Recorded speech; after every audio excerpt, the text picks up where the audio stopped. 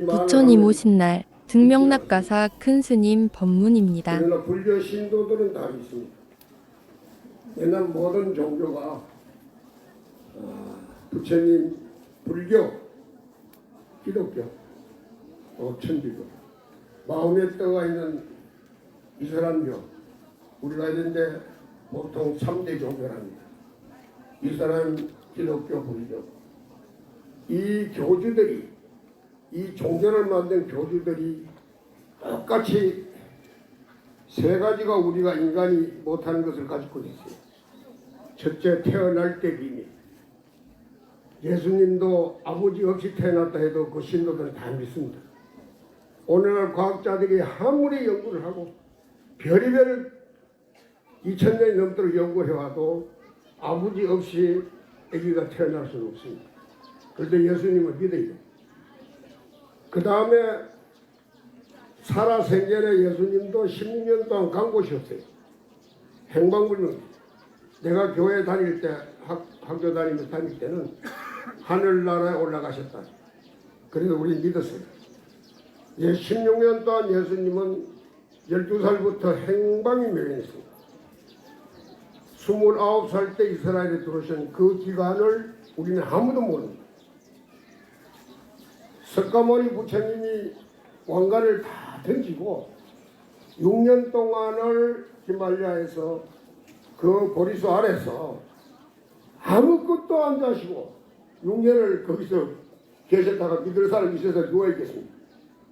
그러나 다만 한 가지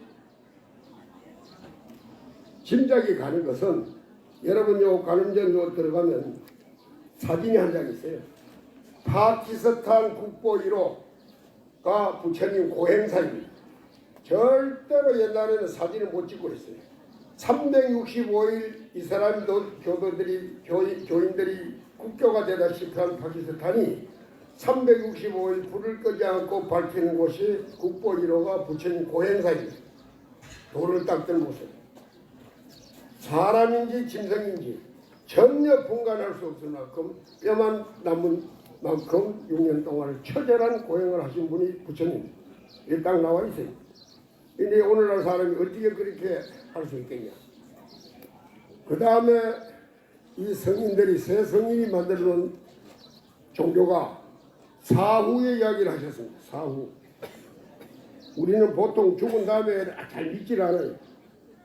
만약에 죽은 다음에 세계를 확실하게 믿는다고 하면은 이 사는 게 재미가 하나도 없습니다.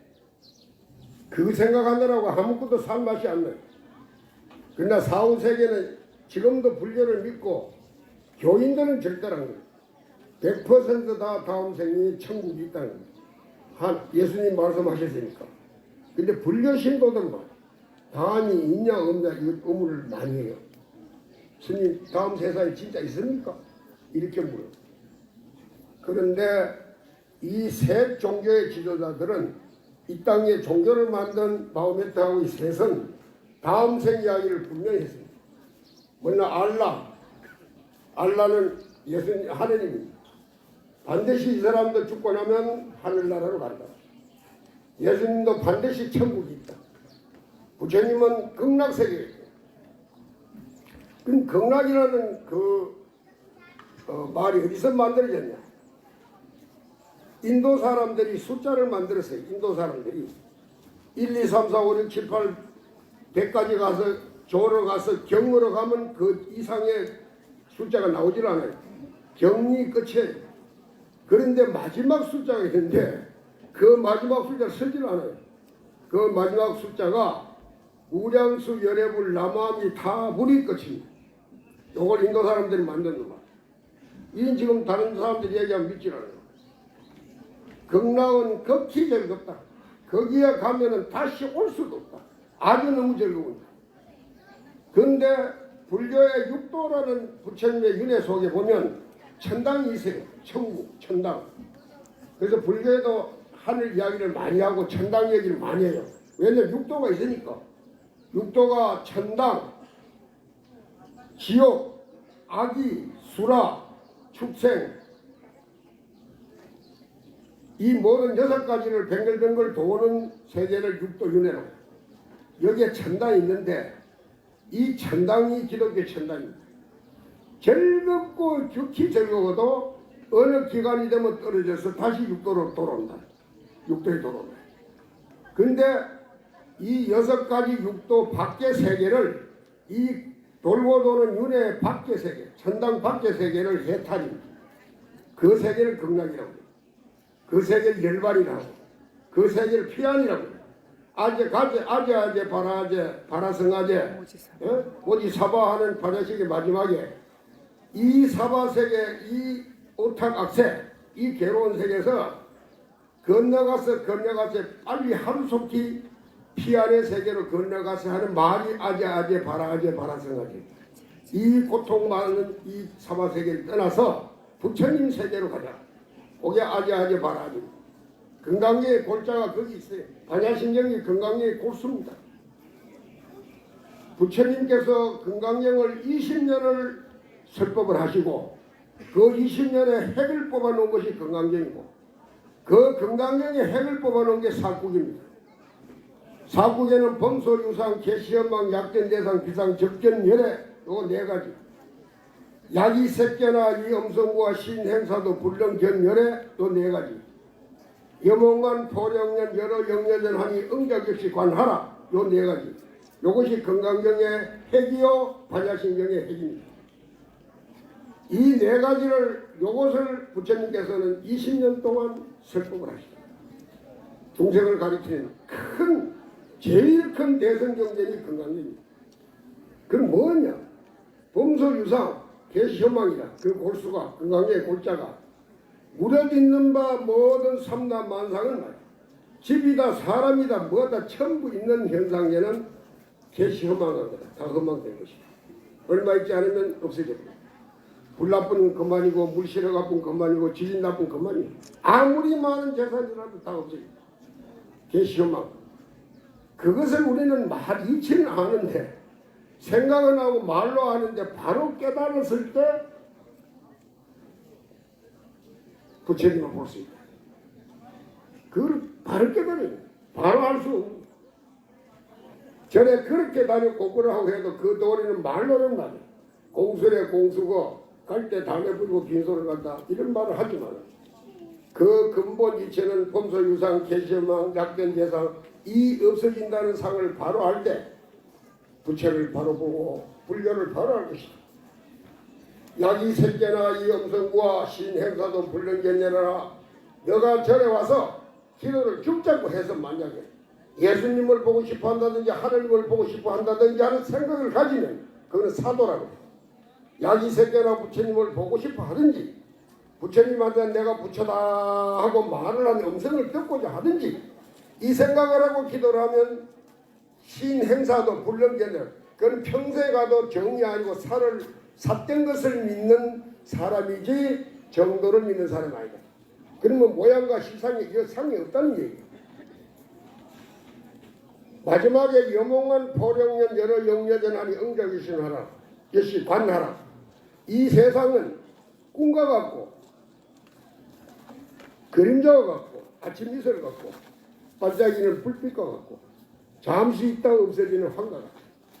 물거품과 같다. 이 도리를 바로 알아라. 바로 알면은 열의 진실을 알 수가 있다. 부처의 본성품을 알 수가 있다. 우리가 아무리 보려고 애를 써도 마음은 볼 수가 없습니다. 절대로 못 봅니다. 껍데기는 볼 수가 있어도 마음을 볼 수가 없어요. 그런데 보통 사람들은 그 사람 마음이 참 좋아 보여. 착해 보여. 60년을 같이 살아도 마누라 속을 남편이 모릅니다. 남편 속을 마누라 모릅니다. 그런데 어떻게 금방 본 사람 마음을 어떻게 알지? 이 마음이란 것이 부처이기 때문에 이것을 찾아내고 모르는 그 마음을 알려고 여기 오늘 태어나신 분은 29살 때 모든 걸 다 버리고 왕관도 버리고 결혼한 아들 마누라 천하 인도 제일 미인 마누라 30만 되면 30살만 되면 왕관을 머리에 써야 될 그 모든 것을 버리고 20살로 29살에 이제 가는 거예요. 히말리아로. 들어가서 6년 동안을 생로병사, 인간은 왜 낯선 늙고 병들어 죽느냐, 생로병사, 죽은 다음엔 어디로 갈 것이냐. 나를 놓은 어머니는 일주일 만에 가셨는데 어머니는 어디로 가셨는가, 어느 세계로 가셨는가. 이것을 거머쥐고 6년 동안 공부를 하다 보니 마지막 인간에게는 8가지의 숙제가 있다. 절대로 안 되는 8가지. 그래서 인생 8고라고 그래요. 생로병사 사고에다가 애별이고라, 사랑하는 사람은 반드시 해야 된다는 애별이고, 구부덕고라, 아무리 구해도 구해지지 않는, 얻어지지 않는 고통, 원정해보라, 미운 사람이 만나지는 고통, 오음성고라, 4대 육신을 항상 좋은 걸 가지려고, 좋은 걸 먹으려고 하고, 좋은 걸 입으려고 하고 많이 가지려 하는 오음이 성하는 고통을 인생 8고는 영원한 숙제다. 이것은 해결할 수 없다. 이걸 해결하기 위해서 전부 다 이산하고 절을 찾아가고 수도를 하고 평생에, 지금도 오대산에 여름 안거 겨울 안거 할 거 없이 석 달씩 들어앉아가지고 눈코를 부릅지 뜯고 앉아서 공부하는 것이 이 문제를 해결하기 위해서 하는 겁니다. 자, 오늘 등명낙하사는 여러분 참 오신 것이 아주 기분이 좋으실 거예요. 어찌든 만약에 말이야, 이 자리에 돈 많은 사람이 이터 좋다고 말이야. 근데 다 파니까 이거 집들이 다 있었잖아요. 돈 많은 사람이 이 집을 사가지고 이제 별자를 딱 지어놨다 하면 여러분 이리 오시겠어요? 극히 자기 치천하니 모릅니다.